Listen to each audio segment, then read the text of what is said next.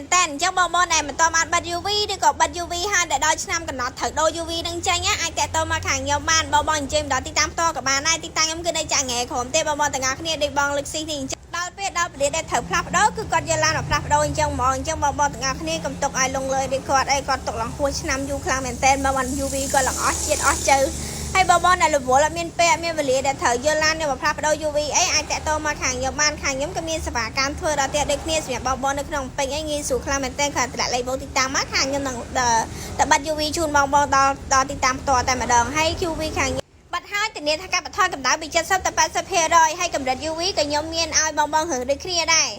អញ្ចឹងបើបងមានចំណាប់អារម្មណ៍អាចតាក់ទងចូលលេខ Telegram ឬក៏ Page បានតោះយើងទៅមើលសកម្មភាពជាងកំពុងតែធ្វើទាំងអស់គ្នាពេលដែលជាងធ្វើគឺថាមានការម៉ត់ចត់ខ្លាំងមែនទែនហើយក៏ទឹកដៃល្អដែរមិនខ្ញុំហាងមកបិទឡានឲ្យភ្ញៀវនឹងអញ្ចឹងបងកុំភ័យព្រួយបារម្ភពីលើជាងអីភ្ញៀវខ្ញុំទាំងអស់អត់ចេញទៅវិញគឺមានស្នាមញញឹមគ្រប់គ្នាហ្មងអរគុណច្រើនសម្រាប់ការគាំទ្រ